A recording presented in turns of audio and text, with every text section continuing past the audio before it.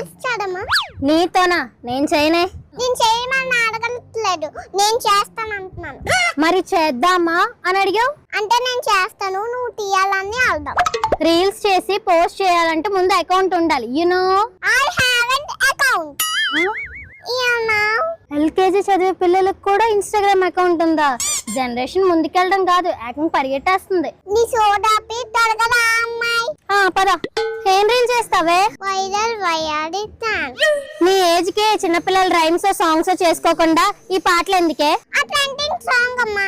సరేనమ్మా, తల్లి నీకు నచ్చింది చెయ్యి. 3, 2, 1.